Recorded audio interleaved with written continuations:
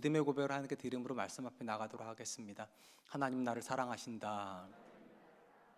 하나님 내 인생에 크고 비밀한 계획을 가지고 계신다.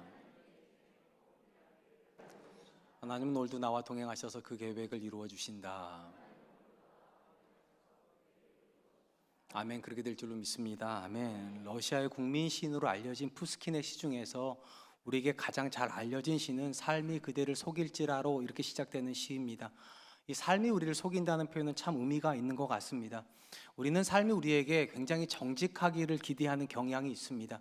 콩 심은 데 콩 나고 팥 심은 데 팥 나는 것처럼 내가 무언가 열심히 하면 그 열심히 한 것에 대한 선한 대가가 이루어지기를 늘 기대를 하기 때문입니다. 근데 우리가 삶에서 만나게 되는 결과는 우리가 생각하는 것과 참 다른 방향으로 가는 것들을 종종 만나게 됩니다. 간절히 사랑했지만 시련의 아픔을 겪어야 되고요, 최선으로 준비했던 일에 실패를 경험하기도 하고 가장 믿었던 친구에게 배신을 당하기도 합니다. 이런 사실 앞에 서게 되면 삶이 과연 우리에게 정직한가라는 반문을 하게 됩니다. 근데 시인이 삶이 그대를 속인다 이렇게 말하고 나서 그 다음 뭐라고 말을 하는가? 그래도 슬픈 날을 참고 견디면 반드시 즐거운 날이 온다 이렇게 말하고 있습니다. 쉽게 말씀드리면 삶의 어느 부분은 우리에게 정직하지 않은 것 같지만 삶의 긴 시간을 놓고 보면 결국 삶은 우리에게 정직하다는 것입니다. 그러니까 삶에 대한 믿음을 가지고 오늘을 잘 견디라 그렇게 말하고 있는 것입니다. 신앙의 여정을 걸어가는 저와 여러분들은 하나님을 믿는 사람들입니다. 하나님을 믿는다는 것은 우리의 모든 삶의 여정과 그리고 우리가 속하 있는 모든 상황을 하나님이 통제하고 계시다 그렇게 믿는 것을 말을 합니다. 그럼에도 불구하고 안타깝게도 하나님을 믿어도 삶은 끊임없이 우리를 속입니다. 그래서 예수님 안 믿어도 삶이 고단하지만 심지어 예수님 믿어도 삶이 고단하기는 별 차이가 없는 것이 우리가 경험하는 현실인 것 같습니다. 그렇다면 이런 질문을 하게 되죠. 예수님 안 믿어도 삶이 나를 속인다면, 또 예수님 믿어도 삶이 나를 속인다면 왜 예수님 믿어야 되는가? 여러분들은 왜 예수님 믿습니까? 우리는 많은 경우 우리 삶에서 문제가 사라지기 위해서 예수 믿는다 생각하지만 앞에서 말씀드린 것처럼 삶은 계속 우리를 속이는 것이 현실입니다. 그래서 반드시 기억해야 됩니다. 우리가 하나님을 믿는 이유는 삶의 고통을 없애기 위해서 믿는 것이 아닙니다. 우리가 하나님을 믿는 것은 삶의 고통을 잘 견디고 망가지지 않기 위함입니다. 우리가 성경에서 만나는 모든 믿음의 사람들은 우리보다 더 고통스러운 현실에 들어가 있는 사람들이었습니다. 그런데 그들을 우리가 믿음의 사람이라 부르는 이유는 그들이 고난을 견디는 사람이었고 고난에서 망가지지 않은 사람들이었기 때문입니다. 그러니까 믿음은 언제 빛을 발하는가? 고난의 상황에서 우리가 망가지지 않을 때, 정말 하나님께서 나를 붙잡고 계시는구나, 정말 하나님께서 믿는 사람을 보호하시는구나, 그때 경험하게 되는 것입니다. 오늘 우리가 살펴보게 될 사사기의 한 인물은 망가질 수밖에 없는 모든 상황을 다 가지고 있지만 망가지지 않았던 사람, 바로 그 사람에 대한 이야기입니다. 입다라고 하는 인물입니다. 이 입다는 암몬 자손으로부터 이스라엘 구원해낸 하나님의 사사입니다.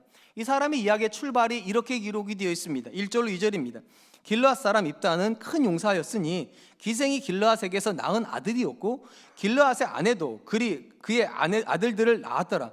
그 아내의 아들들이 자라매 입다를 쫓아내며 그에게 이르되 너는 다른 여인의 자식이니 우리 아버지 집에서 기업을 잊지 못하리라 한지라. 이 본문에서 입다의 어머니라고 되어 있는 사람은 기생인데 이 기생이라는 말의 문자적인 뜻은 간음하다라는 뜻을 가지고 있습니다. 그러니까 입다의 어머니는 정상적인 가정에서 입다를 낳은 것이 아니라 몸을 팔다가 어쩌다 보니까 아이를 낳은 굉장히 죄송하지만 하층민에 속하는 여인입니다. 그리고 이 입다의 아버지 길르앗은 정상적인 가정을 가지고 있었기 때문에 그 가정에서 자녀들이 태어납니다. 정상적인 가정에서 태어난 길르앗의 아들들이 어느 날 갑자기 입다에게 뭐라고 말하는가? 너는 다른 여인의 자식이니까 우리 아버지 집에서 기업을 물을 수 없다. 쉽게 말하면 유산이 없다는 것입니다. 그렇게 해서 형제들이 이 입다를 쫓아내 버립니다. 우리가 본문에서 먼저 주목하려고 하는 것은 믿음의 사람들은 사람들의 평가에 지배당하지 않는다는 것입니다. 사람들이 나에 대해서 어떤 사람이라고 규정하는 것 때문에 그렇게 살지는 않는다는 것입니다. 입다는 분명히 다른 형제들에게 배척당했습니다. 왜 배척당합니까? 너무나도 비천한 배경을 가지고 있다는 거. 엄마가 창녀예요. 아버지가 정상적으로 태어난 아이가 아니니까 너는 쓸모없는 인간이라고 쫓아내버린 것이고, 심지어 그 다음 본문을 쭉 읽어보면 그 마을 사람들조차도 입다를 내쫓아버립니다. 그래서 입다는 어쩔 수 없이 이방인 땅에서 자라야만 했습니다. 이스라엘 땅에서 태어나가지고 이방인 땅에서 자라야 되는 불행한 시절을 보낸 것입니다. 여러분, 한 가정에서 다른 형제들에게 배척받는 것도 쉽지 않지만 그의 마을 사람들이라도 그나마 이 사람을 받아주면 견딜만 할 텐데, 마을 사람들 전체도 공동체적으로 이 사람을 배척을 해버렸다면 이 입다의 마음의 상처는 얼마나 컸을까요? 비교적 최근에 한국 사회에서 가장 많이 쓰는 심리학적 용어 중에 하나가 역기능 가정이라는 표현입니다. 정상적인 가정과 정반대 기능을 하는 가정들, 그래서 아버지가 아버지 역할을 못하고 어머니가 어머니 역할을 못하기 때문에 자녀들이 부모의 돌봄 없이 자라기 때문에 겪는 심리적인 그 아픔을 설명할 때 역기능 가정이라는 표현을 쓰는데, 이 역기능 가정에서 자라는 자녀들이 보통 세 가지 증상을 나타낸다고 합니다. 불안을 느끼고 분노를 느끼고 낮은 자존감을 가지고 자란다고들 합니다. 그렇게 따지고 놓고 보면 우리 본문에 오늘 읽은 입다야말로 이 모든 걸 다 느끼고 있어야 됩니다. 그는 분노하는 사람이어야 되고, 그는 불안한 사람이어야 되고, 그는 낮은 자존감을 가져야 되는 사람일까. 왜냐? 형제들에게 배척당하고 마을 사람들에게 완전히 버림을 받은 사람이니까. 근데 놀라운 건 이렇게 모든 사람들에게 버림받았던 입다가 하나님께 선택을 받았다는 것입니다. 사람들에게는 쓸모없는 사람이라고 버려졌던 사람이 하나님께는 의미가 있는 사람이라고 선택이 되었다는 거예요. 그렇기 때문에 믿음의 사람은 그들이 규정하지 않습니다. 너는 이런 사람이야, 너는 이러해, 이게 아니라 하나님이 나에 대해서 무엇이라고 말하는가가 그를 규정하는 사람이 믿음의 사람입니다. 진짜 놀라운 건 사람들에게 배척받아서 이스라엘 땅에서 살 수 없어서 이방인 땅에 살았던 이 입다가 사사기를 대표하는 인물로 믿음의 전당이라 부르는 히브리서 11장에서 이름을 올린다는 것입니다. 히브리서 11장 32절입니다. 내가 무슨 말을 더하리요? 기드온, 바락, 삼손, 입다, 다윗 및 사무엘과 선지자들의 일을 말하려면 내가 시간이 부족하리로다. 성경의 역사에서요, 입다보다 더 불행한 배경을 가지고 있는 사람은 흔하지 않아요. 그는 굉장히 비참한 환경 속에 들어가 있는데도 누구보다 더 억울하고 누구보다 더 분노의 감정에 사로잡혀서 망가져야 마땅한 사람이 환경을 이기고 믿음의 전당에다가 이름을 올렸습니다. 이걸 믿음이라고 부르는 거예요. 상황에 망가지지 않는 거예요. 성공하는 것을 믿음이라고 부르는 것이 아니고요, 내가 원하는 걸 이루어가는 성취의 과정을 믿음이라고 부르는 게 아니라 망가지지 않고 하나님 앞에서 그 자리를 지킬 수 있는 것, 그것을 믿음이라고 부릅니다.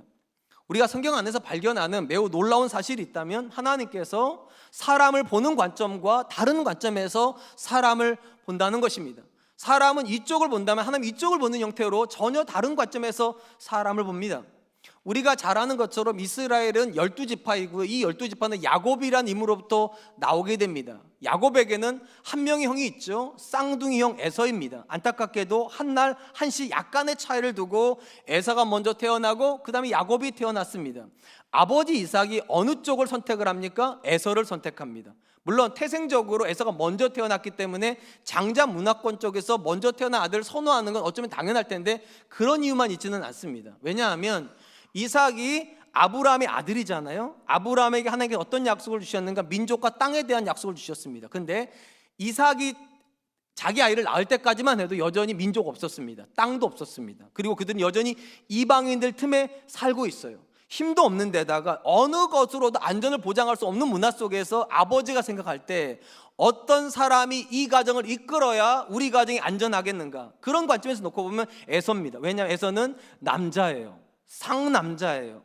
사냥꾼이에요. 누가 보아도 이런 아들이 가정을 이끌어줘야 이방인들이 함부로 할 수 없지. 상대적으로 야곱은 여성성입니다. 집안에 있습니다. 다만 하나님과 동행하고 있다는 것밖에는 낳은 게 하나도 없어요. 근데 참 신기한 건 낳을 게 하나도 없는데 하나님은 동행하고 있는 야곱을 선택하십니다. 이삭이 선택한 에서는 버리고 이삭이 버린 야곱을 하나님이 선택하셨다는 거예요. 이런 모습은 다윗이 선택하는 모습에서도 똑같이 등장합니다. 사울을 하나님 버리시고 이새의 아들 중에서 하나님이 선택한 아들이 있다라고 하나님 말씀하시고 사무엘을 이새의 집으로 보내십니다. 사무엘이 이새의 집에 가서 자기 앞에 놓여있는 7명의 아들을 보는 순간 한눈에 알아봤어요. 첫 번째 아들 엘리압이 너무나도 하나님께서 선택하신 아들과 같이 보였어요. 그래서 그가 뭐라고 선언하는가? 여호와의 기름 부음 받은 자가 주께 있다, 주 앞에 있다. 한눈에 봐도 그 사람은 왕이 될 상인 거예요. 우리 중에도요, 그냥 한눈에 보면 저 사람 사장님 같다 이런 느낌 있잖아요. 한눈에 봐도 저 사람 성공한 것 같다 이렇게 느낌 있잖아요. 저는 그런 느낌이 없거든요. 제가 지금 담임 목사를 11년, 올해가 12년째인데 어디 가도 아무도 제가 담임 목사님들 못 알아봐요. 좀 억울해요. 좀 얼굴에다가 좀 써주시지. 아우라도 좀 나오게 해줘. 제가 아무리 제가 저를 봐도 이건 왕이 될 상이 아니에요. 제가 봐도 담임 목사 상이 아니에요, 제가. 그래도 제가 소망이 있는 게 무엇인가? 하나님이 엘리압 첫 번째 아들 왕이 될 아들의 상을 가지고 있어서 사무엘이 여호와께서 기름 부음을 받을 자가 주 앞에 있다라고 말했던 그 아들을 향해서 뭐라고 말씀하시는가? 내가 이미 그를 버렸다 하시면서 뭐라고 말씀하시는가? 사람은 외모를 보거니와 나 요한은 중심을 본다. 사람들이 선택할 만한 사람을 내가 선택하는 것이 아니라 내 기준에 부합한 사람을 선택한다. 안타깝게도 거기에 7명의 아들이 다 있지만 하나님은 단 한 명도 선택하지 않습니다. 분명히 이새의 아들 중에 있다고 했는데 그 자리에 없어요. 그러면 남은 아들이 있는 거잖아요. 그래서 사무엘이 말합니다. 이 자리에 없는 그 아들을 데리고 오라고. 그 아들이 8번째 아들입니다. 아버지 기준에서는 전혀 왕 될 것 같지 않았기 때문에 배제했던 그 아들을 불러오자 하나님께서 뭐라고 말씀하시니까 바로 이가 그라고, 그에게 기름 부으라고. 정말 놀라운 건 하나님께서 이 사람이라고 말했던 다윗의 외모를 성경에 이렇게 기록하고 있다는 겁니다. 사무엘상 16장 12절입니다. 이에 사람을 보내어 그를 데려오매 그의 빛이 붉고 눈이 빼어나고 얼굴이 아름답더라. 여호와께서 이르시되 이가 그니 일어나 기름을 부으라 하시는지라. 여러분, 이 본문이 왜 놀라운가 하면 사무엘 시대는요, 민족과 민족이 전쟁하는 문화입니다. 쉽게 말하면 물자가 부족했기 때문에 침략을 해서 상대방의 물자를 뺏어 와야 자기 국가가 번성을 하는 시대. 그러니까 늘 전쟁은 상존해 있었고, 이런 상황에서 왕은 뭐 하는 사람인가? 리더만 되는 게 아니라 전쟁을 해야 되는 군인이어야 됩니다. 군인이 왕이 되는 거예요. 맨 앞에 서서 적들에게는 공포감을 주고 내 뒤에 있는 군사들에게는 안도감을 줘야 되는 용맹한 사람이 왕이 되는 거예요. 근데 이 본문에서 하나님께서 다윗의 외모를 묘사하는 것 안에는요, 다윗이 적절하지 않다는 게 다 들어가 있어요. 일단 기본적으로 아버지 이새가 이 아들을 안 불렀다는 말은 이 아들의 리더십이 없다는 거예요. 한 집안에서도 리더십을 못 발휘하는 아들이 한 민족 전체의 리더십을 발휘할 수 있겠습니까? 더더군다나 다윗에 대해서 뭐라고 표현했는가? 아름다운 청년이라. 저는 이 표현은 참 좋아해요. 저에게 왕될 상은 안 주셨어도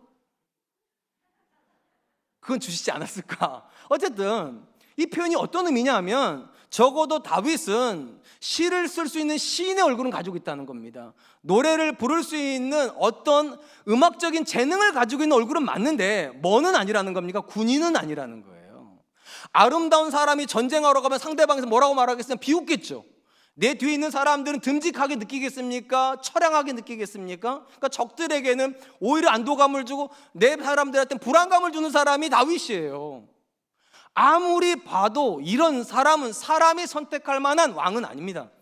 근데 하나님이 다 버리시고 이 사람 다윗을 선택합니다. 그런 점에서 여러분, 사람들이 선택했기 때문에 내가 하나님께 인정받았다고 생각하시면 안 돼요. 사람들이 나를 좋아하니까 하나님이 나를 기뻐하신다 생각하시면 안 돼요. 왜냐하면 하나님이 보는 눈과 사람이 보는 눈은 다릅니다. 심지어 사람들이 나를 배척한다고 해서 그게 아프기는 해요. 그런데 그것이 내가 망가져야 되는 이유는 아닙니다. 우리 중에는요, 억울한 분들이 제법 많아요. 저도 많이 억울해요. 뭐가 억울하냐면 제 아내가 자꾸만 저한테 하는 말이 나 아닌데 그거. 근데 제 아내는 자꾸만 규정을 하려고 그래, 저를요.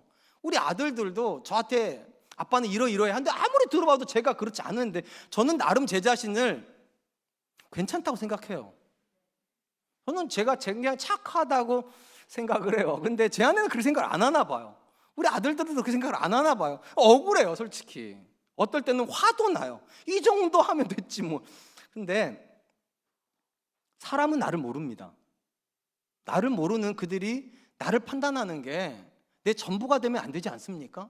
근데 우리는 사람들이 한마디 했다고 그 말이 가슴에 꽂혀가지고 어릴 때 아버지가 한 말, 아버지는 기억도 못하는 그 말 때문에 평생을 소갈이하는 사람들이 있어요. 아내가, 남편이 그냥 지나가는 농담처럼 한마디 했는데 그것 때문에 잠을 못 자는 사람들 우리 중에 있어요. 그리고 불행하다고 생각하고, 그래서 인생을 막 살려고 하고 함부로 살려고 하고, 그렇게 따지면 입다야말로 함부로 살아도 되는 사람입니다. 형제들이 다 외면합니다. 기생이 낳은 아들이라고 온 마을 사람들이 다 배척합니다. 불우한 배경을 가지고 있다고. 그런데 입다는 망가지지 않아요. 만약에 사람들의 평가가 입다였다면 망가지는 게 맞아요. 그런데 왜 입다가 망가지지 않습니까? 하나님의 평가가 남아있으니까요.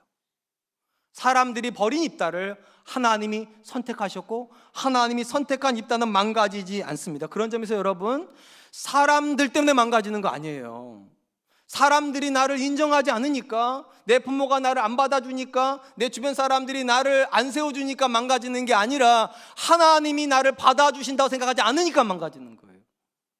근데 참 감사하게 하나님은 나를 사랑하십니다. 아멘.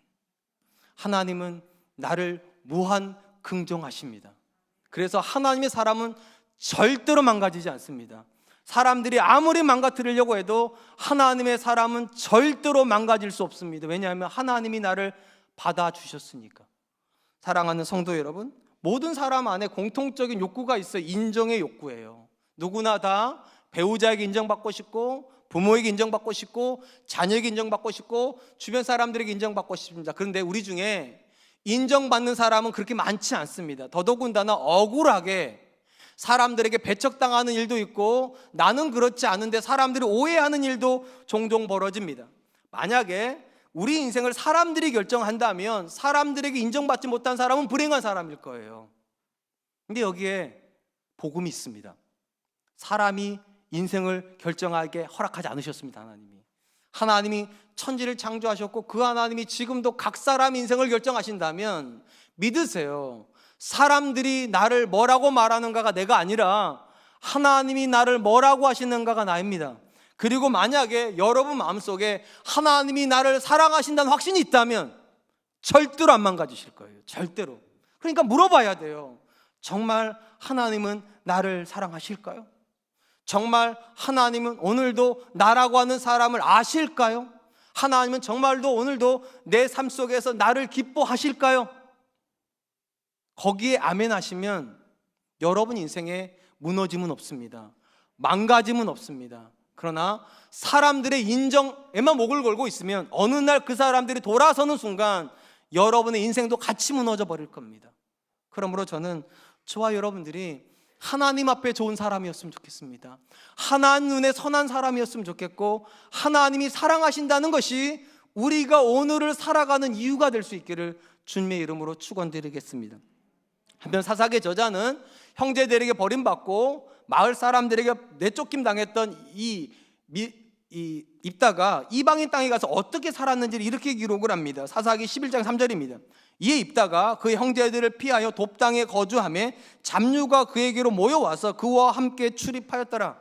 자기 고향에서 쫓겨나서 돕당이라고 하는 이방 땅에서 자랐는데 거기서 잡류가 이 입다를 쫓기 시작했고 입다가 리더가 되었다는 것입니다.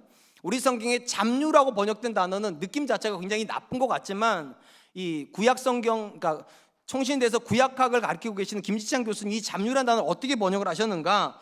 도덕적으로 악한 사람을 가리키는 것이 아니라 사회적으로 스스로 힘으로 정상적으로 성공할 수 없는 하층민을 가리킨다. 그러니까 쉽게 말하면 입다는 자기와 같은 처지에 있는, 누군가로부터 버림받았고 누군가로부터 인정받을 수 없는 사람들의 리더가 되었다는 것입니다. 그런 점에서 여러분, 입다가 굉장히 의미가 있어요. 입다라는 사람은 자기와 같은 사람들에게 희망을 주는 사람인 거예요. 우리가 이런 입다의 이야기를 읽다 보면 불현듯 입다하고 비슷한 배경을 가지고 있는 또 한 사람의 이름을 소환하게 됩니다. 사사기 9장에 나오는 아비멜렉이라고 하는 사람입니다. 이 아비멜렉은 아버지가 누구입니까? 기드온입니다. 근데 특징이 있죠. 기드온이 누굴 통해서 아비멜렉을 낳습니까? 첩을 통해서요. 그러니까 정상적이지 않은 여인을 통해서 낳은 아들이 아비멜렉이에요. 입다랑 비슷하잖아요. 입다도 마찬가지로 아버지가 창녀를 통해서 낳은 아들이니까 배경상 50보 100보예요. 또 하나, 입다를 쫓아다니는 잡류가 있었잖아요. 마찬가지로 아비멜렉도 은 70을 가지고서 사람을 사죠. 성경은 누굴 샀다고 되어 있는가? 방탕하고 경박한 사람을 샀다고 되어 있는데, 우리 성경에 경박한 사람이란 뜻이 오늘 보면 잡류랑 똑같은 단어예요. 똑같은 부류의 사람을 산 거예요. 차이가 있다면 아비멜렉인 산 사람에게는 하나의 단어가 더 추가되어 있어요. 방탕하다. 이게 악하다는 뜻이에요. 악하고 하층민 사람을 산 거고, 입다는 악하지 않지만 밑에 있는 사람을 산 겁니다. 비슷해요. 외형적으로 보면 둘 다 출생 배경도 비슷하고 쫓아다니는 사람도 비슷한데 전혀 다른 일을 합니다. 아비멜렉은 자기를 쫓은 그 잡류를 데려다가 자기에게 적대시하지 않았던 아버지 형제 70명을 다 죽여버려요. 자기 성공에 걸림돌이 된다는 이유로요. 상대적으로 입다는 자기 형제들이 자기를 배척하고 자기 마을 사람들이 자기를 쫓아냈는데 그들을 향하여서 분노하지 않아요. 그들에게 복수하지 않고 오히려 더 놀랍게도요, 암몬의 침략으로부터 자기 민족을 구원하고 자기 형제들을 구원한 사람이 놀랍게도 입다입니다. 비슷한 배경을 가지고 있고 비슷한 상황에 놓여 있는데 전혀 다른 일을 합니다. 여기서 우리가 두 번째 발견하게 되는 거, 믿음의 사람들은요 환경의 지배를 받지 않습니다. 믿음의 사람들은 환경의 지배를 받지 않습니다. 우리가 흔히 환경 결정론이라는 걸 이야기를 합니다. 사람은 환경에 의해서 만들어진다고. 그렇게 따지면 아비멜렉이나 입다는 비슷한 환경의 지배를 받았다면, 환경이 결정한다면 아비멜렉이 복수하는 사람이었다면 입다도 복수해야죠. 근데 아비멜렉은 복수하는데 입다는 복수하지 않아요. 무슨 말인가 하면 믿음은 다른 선택을 하게 만든다는 겁니다. 환경의 지배를 받으면 믿는 사람도 똑같이 살아요. 교회 다녀도 대부분의 사람들이 똑같이 사는 이유가 환경 결정론자들이기 때문입니다. 내가 상황이 조금만 좋아졌으면 더 잘했을 텐데 상황이 나빠서 어쩔 수 없었다, 이렇게 말해요 대부분요. 그러면 믿음의 사람들은 무엇의 지배를 받습니까? 믿음 없는 사람들은 환경의 지배를 받는다면 믿음의 사람들은 언제나 하나님의 지배를 받습니다. 하나님 안에 있다는 이야기예요.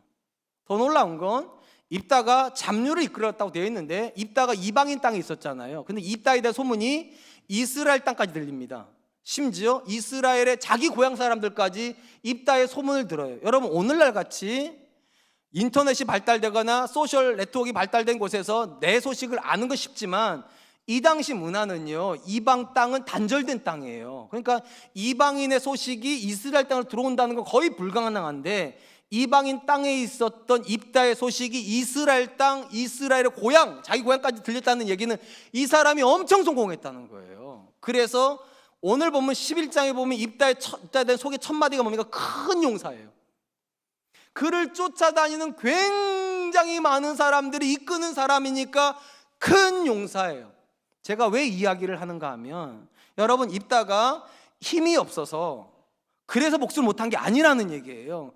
그가 어느 정도 누군가에게 복수를 할 만큼 그렇게 성공 못해서 못한 게 아니라는 얘기예요. 그는 얼마든지 복수할 수 있는 사람인데 그러지 않았어요. 한 사람이 그가 누구인지를 가장 잘 드러내는 상황이 어느 상황일까요? 그 존재가 어떤 사람인지 언제 알 수 있습니까? 가난할 때는 모릅니다. 실패할 때는 모릅니다. 성공하고 돈이 생길 때 그 사람이 누구인지가 드러납니다. 굉장히 많은 분들이 이렇게 착각을 해요. 그 사람 돈 벌더니만 변질됐다고, 그 사람 성공했더니만 사람이 영 이상해졌다고, 그렇게들 많이 말하지만 사실은 그렇지 않아요. 원래 나쁜 사람이었는데 나쁜 걸 드러낼 기회가 없었던 거예요.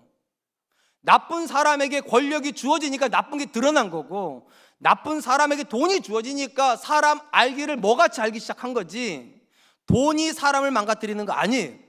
성공이 사람을 망가뜨리는 거 아니에요. 오늘 본문에 입다는 비천한 상황에 있을 때에도 망가지지 않았지만 성공해도 안 망가져요. 무슨 말입니까? 실패가 사람을 망가뜨리는 것도 아니고 성공이 사람을 망가뜨리는 것도 아니라는 거예요.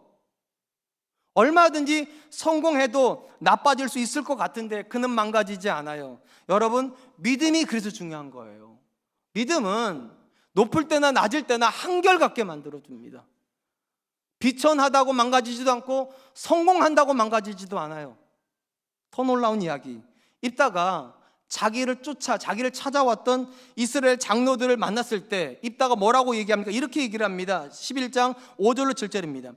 암몬 자손이 이스라엘 치료할 때 길르앗 장로들이 입다를 데려오려고 돕당에 가서 입다에게 이르되 우리가 암몬 자손과 싸우려 하니 당신 와서 우리의 장관이 되라 하니 입다가 길르앗 장로들에게 이르되 너희가 전에 나를 미워하여 내 아버지 집에서 쫓아내지 아니하였느냐? 이제 너희가 환난을 당하였다고 어찌하여 내게 왔느냐 하니라. 입다가 이스라엘 장로들에게 하는 이야기를 곱씹어 보면 입다는 과거의 이야기를 잊어버리지 않았어요. 정확하게 다 기억하고 있어요. 그 지역에 자기 고향에서 그 장로들이 자기가 또 어떻게 행동을 했는지, 자기 그 연약함 속에서 어떻게 쫓겨난지 다 생생히 기억하고 있어요. 그렇기 때문에 이렇게 말을 해요. 너희가 어려울 때는, 아니 너희가 평안할 때는 나를 그렇게 쫓아내더니만 너희가 어렵다고 나한테 와서 도움을 청하는 게 그게 사람이 할 도리냐? 책망은 해요. 근데 배척은 안 해요. 책망은 하는데 복수는 안 해요. 힘이 없어서 그런 게 아니라니까요. 큰 용사인데도 그는 그들이 자기한테 한 것처럼 하지 않는다는 얘기예요. 반드시 기억하세요. 입다는 이방인 땅에서 험악한 세월을 살았습니다. 근데 망가지지 않았습니다. 이 자리에 계신 분들 중에 나 참 어렵게 산다 진짜, 말은 안 하지만 나보다 더 고통스러운 삶을 산 사람이 있을까 싶을 그런 분들 계실 수 있어요. 그래서 망가지는 이유가 되지는 않습니다. 또 이 자리에 엄청 성공한 분들이 계세요. 입다처럼요. 입지전적인 성공을 했기 때문에 다른 사람이 우스워 보이고 돈 없는 사람이 우스워 보이는 그런 분들이 나올 수 있어요. 근데 그거 믿음 아니에요. 그건 환경에 지배받는 믿음 바깥에 있는 사람이에요. 믿음이 진짜 중요한 이유가 무엇입니까? 믿음은 저와 여러분들의 성공을 보장해 주진 않습니다. 또한 믿음은 저와 여러분들의 고난이 없는 삶을 보장해 주지도 않아요. 그런데 믿음은 뭐냐? 성공해도 안 망가지도록, 가난해도 안 망가지도록, 하는 일이 잘 돼도 안 망가지도록, 실패해도 안 망가지도록 절대적으로 우리를 지켜주는 힘이 믿음 안에 있습니다. 그러니까 여러분, 성공으로 믿음을 증명하려고 할 필요 없어요. 지금 여러분의 삶 자체가 믿음을 증명하고 있어요. 안 망가지는 삶이에요. 안 망가지는. 상황이 아무리 나빠도, 또 정반대로 상황이 아무리 좋아도 안 망가지는 거, 그게 믿음이에요. 그렇다면 궁금하잖아요. 어떻게 험악한 세월에서도 안 망가지고 그렇게 성공을 했는데도 안 망가질 수 있을까요? 이건 딱 하나예요. 그 모든 상황 속에 하나님이 함께 계시다고 믿으면 안 망가져요. 내가 만나고 있는 모든 상황이 하나님의 선한 계획이 일부라고 믿으면 그는 하나님과 함께하게 되고요, 하나님과 함께하는 사람은 절대로 안 망가집니다. 사람이랑 같이 있는 사람은 망가질 수 있어요. 근데 하나님과 함께 있는 사람은 절대로 망가지지 않아요. 그리고 하나님과 함께 있는 사람은 언제나 믿음이 있어요. 내가 만나고 있는 모든 상황에 하나님의 선한 계획이 있다. 버림받아도 하나님의 계획이 일부고, 배척받아도 하나님의 계획이 일부고, 내가 잘 돼도 하나님의 계획이 일부고, 내가 실패해도 하나님의 계획이 일부다. 이렇게 믿으면 망가지지 않아요. 요셉의 이야기를 우린 너무 잘 알아요. 요셉은 사실 입다보다 더 불우한 환경을 가지고 있었습니다. 왜냐하면 입다는 형제들이 버림받았지 구속받지는 않았어요. 가가지고 자기 인생을 살 수 있었어요. 상대적으로 요셉은 형들에게 돈을 받고 팔려버렸어요. 노예가 돼버렸단 말이에요. 노예는 자유가 없어요. 자기 삶을 어떻게 해볼 수가 없어요. 형들은 이 요셉에게 엄청난 배신감을 줬을 뿐만 아니라 엄청난 좌절감도 줘버린 겁니다. 그냥 버리지, 차라리 그냥 팔아버렸기 때문에, 쫓아내주지, 그냥 노예로 넘겨버렸기 때문에 그는 어떻게 해볼 도리가 없어요. 이렇게 따지면 요셉은요, 형들에 대한 분노, 원망, 자기가 노예라는 사실에 대한 좌절, 절망 다 가지고 있습니다. 여러분, 한 사람 안에 이 네 가지 정말 부정적인 감정이 다 들어가 있으면 이 사람이 안 망가진다는 게 이상하지 않아요? 망가질 수밖에 없어요. 사실은요, 망가져야 정상이에요. 근데 참 신기한 건 요셉이 안 망가져요. 보디발의 집에서도 그는 안 망가졌어요. 보디발의 집에 한 단계 더 내려간 게 감옥이에요. 감옥에 내려가서도 그는 안 망가졌어요. 거기서 갑자기 수직 상승해가지고 애고의 총리가 됐어요. 그리고 22년 만에 형들을 만나요. 이쯤 되면 이제 망가져야 되잖아요. 권력이 주어졌으니까 칼 빼가지고 니들이 22년 전에 그래야 되잖아요. 근데 뭐라고 말합니까? 형들 두려워하지 말라고. 내가 당신들과 당신의 자녀들의 돕는 자가 되겠다고. 내가 당신들을 보호하고 당신들의 자녀를 보호하는 자가 되겠다고. 비천할 때도 한결같고 성공할 때도 한결같아요. 도대체 어떻게 이게 가능할까요? 어떻게? 딱 하나 때문이에요. 요셉에 대한 이야기에서 항상 나오는 게 뭡니까? 하나님이 그와 함께 하심으로 그가 형통한 자가 되었더라. 일이 잘 된다는 뜻이 아니에요. 하나님과 함께 있는 게 믿음이고 그게 가장 안전하다는 거. 그게 가장 안전하다고. 하나님과 함께 있어야 상황에 물들지 않아요. 하나님과 함께 있어야 상황의 지배를 받지 않아요. 그러면 자기를 지킬 수 있어요. 그리고 이게 가능하려면 언제나 이 믿음이 있어야 돼요. 하나님의 선한 계획이 있다. 내가 팔려왔지만 하나님에게 선한 계획이 있다. 내가 감옥에 내려갔지만 하나님에게 선한 계획이 있다. 제가 어릴 때 굉장히 가난했어요. 여기 계신 분들 중에 저보다 가난한 분은 몇 분 계실 거예요. 더 계실 텐데 제가 통상적으로 저를 만나본 분들 중에서 97%는 저보다 가난하지 않으셨어요. 저는 항상 3% 안에 드는 가난을 가지고 있어요. 항상 저는 그런 생각을 해서 이렇게 가난한데 왜 살아야 되나 도대체 우리 엄마 아빠 왜 나를 낳았을까? 그런 생각 참 많이 하고 컸어요. 근데 우리 엄마가 그 가난한 엄마가 항상 해줬던 말이 있어요. 원준아, 뜻이 있어. 뜻이 있어. 저 한 번만 따라해 보실래요? 뜻이 있다. 이게 저희 어머니가 저때 가르쳐 준 거예요. 지금 만나고 이 절망적인 상황 속에서도 하나님의 뜻이 있다. 네가 원하는 일이 안 되고 좌절 결망할 때도 하나님의 뜻이 있다. 하나님의 뜻이 있다고 믿는 사람은요, 인생을 포기할 수가 없어요. 망가질 수가 없어요. 왜냐하면 확인해야 될 거 아니에요. 뭐가 기다리고 있는지, 내 인생에 무슨 뜻이 있는지 확인하고 싶은 마음이 있기 때문에 망가질 수가 없어요. 상황이 아무리 나빠도 상황 때문에 망가지는 거 아니에요, 여러분. 마음에 아무리 분노가 많아도 그 분노 때문에 망가지는 게 아니에요. 근본적으로 믿음이 없어서 망가지는 거예요. 하나님의 선한 뜻이 있다. 이해할 수 없는 문제를 만날 때마다 늘 외치세요. 그래도 하나님의 뜻은 있겠지. 하나님의 뜻은 있지. 이걸 믿는 사람이 오늘도 버텨냅니다. 오늘도 살아냅니다. 그래서 하나님 주시는 선한 뜻을 반드시 만나게 됩니다. 사랑하는 성도 여러분, 우리가 아비멜렉의 이야기와 입다 이야기를 비교하면서 느끼는 게 있어요. 동일한 환경이 들어가 있다고 해서 동일하게 사는 거 아니다. 비천한 환경이 들어갔다고 해서 다 비천하게 살지는 않아요. 성공하게 성공했다고 해서 다 갑질하지는 않아요. 근본적으로 믿음의 사람은 다른 생각을 합니다. 믿음의 사람은 다르게 반응하고 믿음의 사람은 다르게 적용합니다. 성경에서 하나님께서 우리에게 주신 가장 확실한 명령 중에 하나가 항상 기뻐해라, 범사에 감사하랍니다. 여러분, 하나님 우리에게 주시는 모든 순간이 다 좋은 건 아니잖아요, 사실은. 그래서 삶이 속인다고 표현하는 거고요. 근데 어떻게 항상 기뻐하고 어떻게 항상 감사할 수 있습니까? 모든 날이 좋은 날은 아니지만 모든 순간이 선하기 때문이에요.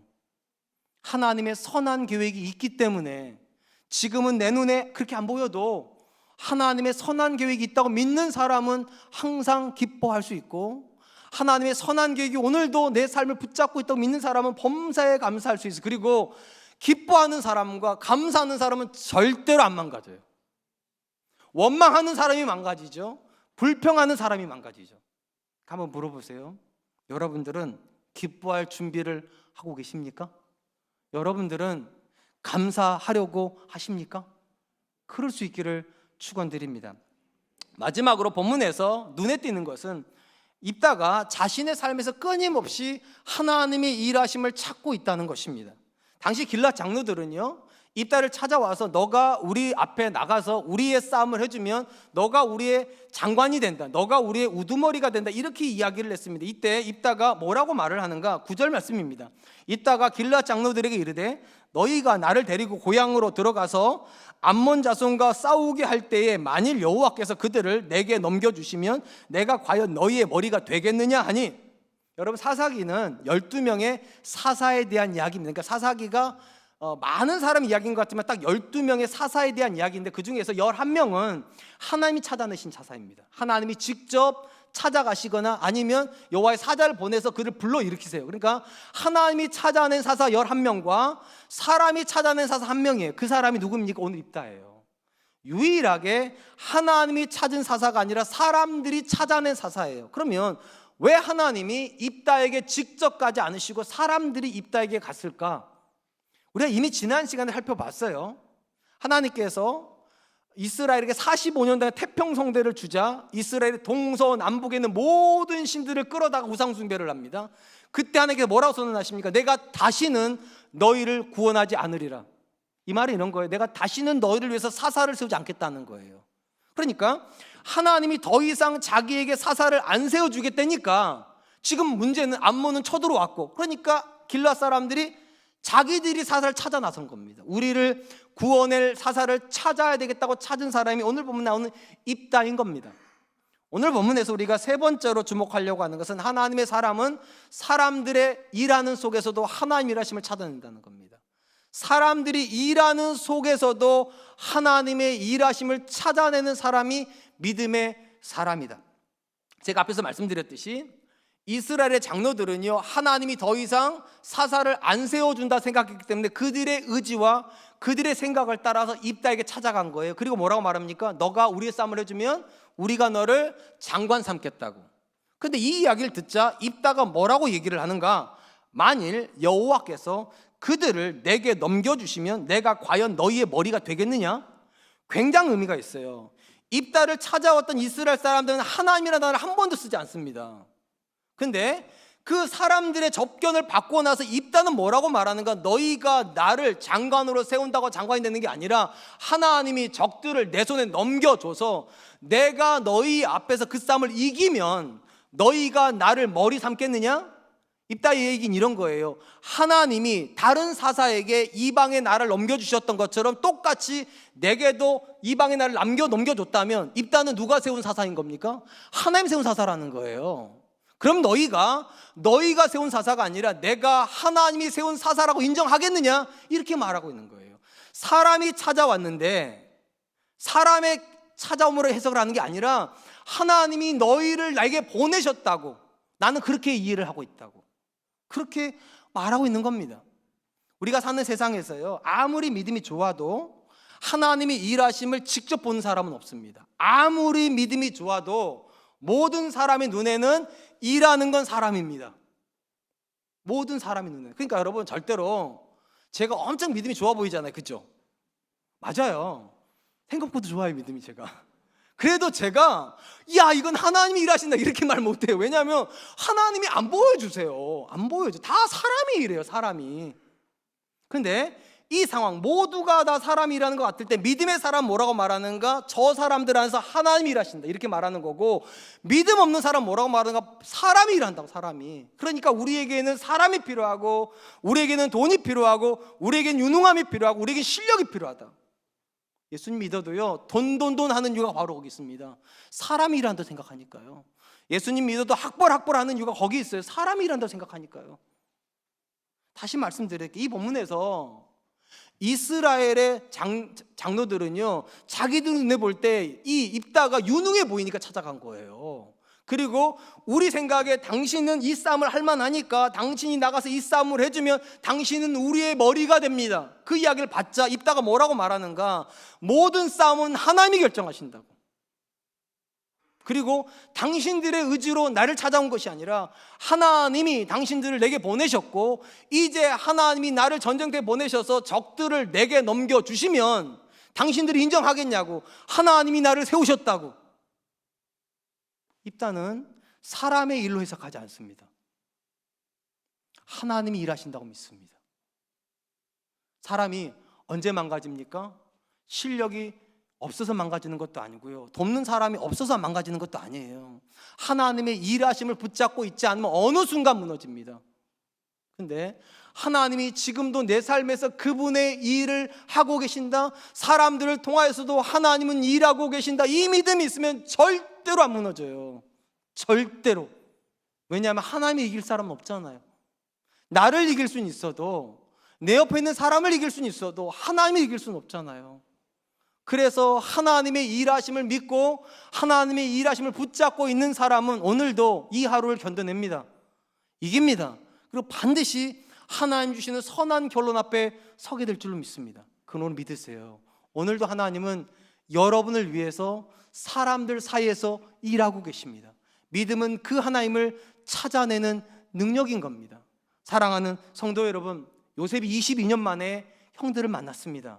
근데 놀랍게도 형들을 향한 어떤 원망 안 합니다. 어떤 분노도 표출하지 않습니다. 왜냐하면 이렇게 믿고 있었기 때문이에요.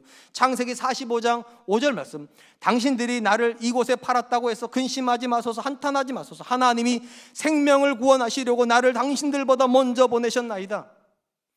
분명히 요셉은 현상적으로는 형들이 판 거예요, 자기를요. 근데 요셉이 22년이 지나고 나서 비로소 깨달은 건 무엇인가? 그 나쁜 형들을 통해서 하나님이 일하셨다는 거예요.